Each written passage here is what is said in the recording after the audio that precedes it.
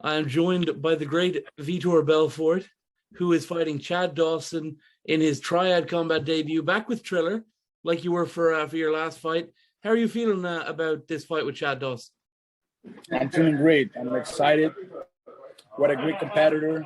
Looking to a great competition, and I know it's going to be a good one.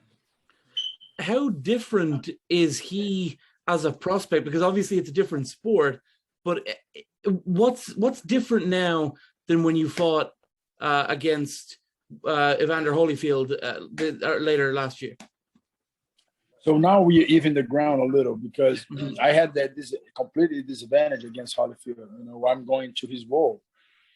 So remember, rugby and football, they have similarities, kind of the same shape ball, but they differ the rules a little bit. So it doesn't mean you're a good rugby player, you're going to be a good NFL player.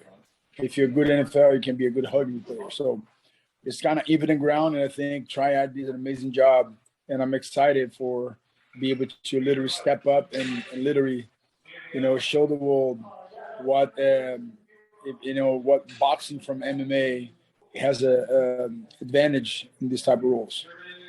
Do you have a bit of respect for Chad for taking this risk? Because it is a risk going in there with you in a sport where the rule set probably favors you. I have respect for every fighter. When you don't have respect for someone, that means you are disrespectful. I respect everyone that they're looking to be great in something, and I think he's just doing something that is takes courage. And I mean, I understand that a lot of guys talk, "Oh, that I'll do that." But time comes time to do it. Oh, I got COVID. Oh, I don't have this. Oh, my head hurts. My tummy hurts. And risk comes, reward comes with risks. So it's a risk for both sides, not just for him. But now the ground is even. Now, literally, we have a new sport, birthday of a new sport. The fans are going to beneficiate the most. They're going to be relating to that. There's going to be a lot of engagement between the fans and the fighters. So it's going to be fun. I'm looking forward for this new area, this new sport. It's still very much more boxing than MMA, though, right? Like it's got a lot of. It's obviously got the smaller gloves, which favors the MMA fighter. You're allowed to fight in the clinch, but generally, you would think that that's more of a stand-up thing. And I know that that the boxers are more willing to do this than fully come over to your world, like you've been willing to come over to boxing. I'm going to break down for you something that is going to make you, if you have time, I want to break down. If Muay Thai was very successful in money, they will not live to do MMA. Am I right? Yeah. If kickboxing was very successful, kickboxers will not go boxing. Am I right? Mm-hmm. So MMA is the combination of all that in one blend. And now we have one sport. But what makes MMA boring? When they go to the ground and they hug each other, they're looking for submission, and not every fight is great. Yeah. Now, when you see MMA fighters fighting right now, they're looking for the knockout. Why? They discover if they wanted to go to the ground and win by submission, they're not going to get paid. Yeah. So what draw attention of MMA in UFC today is the knockout with their hands. All the fighters that you have good rates of knockouts with their hands, they become successful. And I can name 5 guys for you right now. They're great not because they're the best fighters, it's because they're the most entertaining fighters. That being said, Triad now took everything that MMA has bad, the boring, everything that boxing has boring, and everything that MMA and boxing have in common, they brought in one place. But not just that, we'll be able to attract wrestlers, Olympic wrestlers, Olympic judo wrestlers, guys that knows how to fight on the clinch, and they be able to transfer. So I think this is something much more entertaining, easy on the body. You can do when you're old age, you can do when you're young age. But I mean, I think this is going to be beneficiary for everyone, for the fans, the engagement. Not just you watch fights, you watch the singer, you watch a great performer. So it's an event to stay for the rest of your life in your memories. and every money that you pay on this type of events is going to be worth it. And of course, you talk about fighters who are like, I suppose in MMA, the fighters who are like, quote unquote boring, right? The wrestlers, the people who have a style that isn't necessarily pleasing to the eye, they have to essentially trash talk and have to sort of talk their way into fame. Like, Chael Sonnen very well, right? And Colby Covington is kind of the new Chael Sonnen and people like that. So yeah, definitely it affords new options to people, because you had to deal with people like that in your career, didn't you? Yes, 100%. And remember, everybody that want to fight for UFC, they go for the fame. They want to be famous. They want to be well known.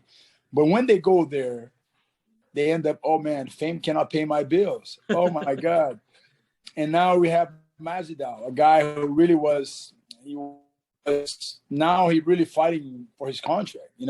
He knows now he cannot make, so he has to be doing the same thing.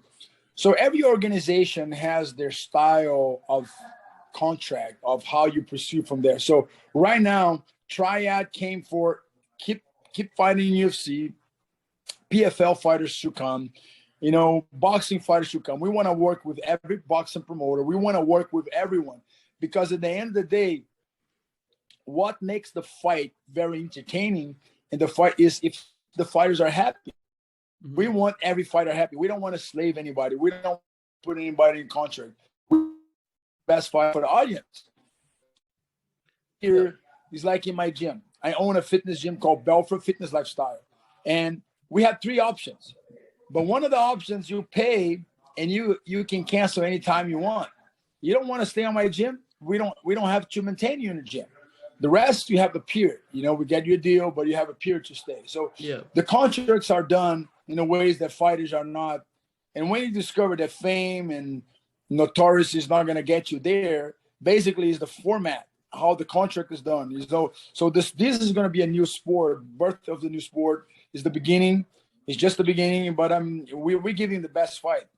And possibly already called this fight. I'm going to tell you.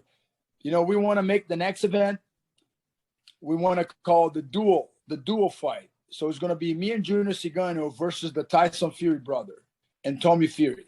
So I heard Tyson Fury, you really want to put a little gloves in UFC. And I don't want Tyson Fury to trying to dream with something that is not real. It's not possible. He's not going to fight Cigano. I get Junior Cigano for him, the best boxer in UFC heavyweight. So I think Junior Cigano and Tyson Fury is going to be phenomenal, and I'll fight his brother, Tommy Fury. So this is a real fight. I think this is going to break pay-per-view sales, and the fight is going to stay for history. Is it fair for you to fight Tommy Fury? I think that might be a mismatch. Why? Because I think he's not really on your level, is he? You just knocked out Evander Holyfield. Well, he's a fighter. He's not level. What about what is the other guy named the brothers, like whatever, the Disney brothers? Oh, he's not on his level. Yeah, he's not on his level. So I believe Tommy Fury. He's young. He's very young. I'm old. He has the youth on his corner. Mm-hmm. I have the knowledge in my corner. So it's not. That's what makes it interest. How old is he? How old is he? He's 23. Be my son. I'm his son. So he's father. You see, he's on his side, a lot of the vendors. So that's why Triad is so amazing. So now Tyson Fury can put a glove that is much more safe and not like a little glove that you see that you can blind somebody, with your fingers. We have the equipment that is going to fit for him, and it's going to be 8-ounce glove.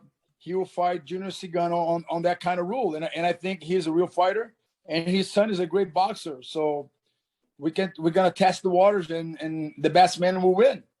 That would be incredible. I would love to see it. And another fight I would have loved to have seen, it seems like you're kind of over it now that you mentioned the Disney brothers, the Pauls. Are you finished with those two guys?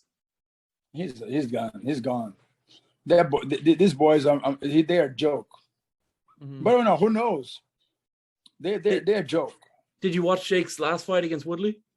My money's worth. I know how to put my money. I'm not gonna watch him fighting rudely. No way. You know, you watch the highlights after. But I'm not paying. My money doesn't go into these fights. I'm very cautious with my money. What I put my money into. Of course, and a lot of people paid to watch you fight Evander Holyfield, and I know that you hadn't boxed for, I think it was like 14 or 15 years prior to when you fought Holyfield. In terms of going into your next bout, knowing that it's a stand-up one, have you watched that fight again and have you analyzed your performance from that fight? Yeah. Every time I watch myself, I don't like a lot of things. Mm-hmm. So I have to correct a lot of things that I did wrong on that fight. But that's what is good, you know. Like I said, I always win and I learn from my wins and my victories and my losses. Do you feel guilty about beating Holyfield the way you did? Of course not. Guilty for what?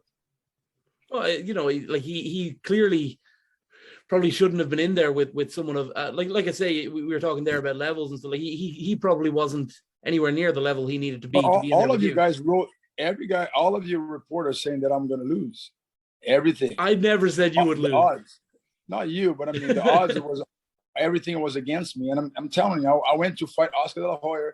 I have to put things to make the weight. I have to put things. I was under 200 pounds. I have to put things in my pocket to become 200 pounds in that fight. So I fought a legendary Holyfield. Could it be all the way, you know, but I caught him. And when I caught him, you know, poor him, no, good Vitor. You know, I see a fight is when you go to a combat sport, it's like, you know, you don't know, but I mean, he was very tricky on the fight. In the first round, right in the beginning, he caught me with 2 good punches. I feel it.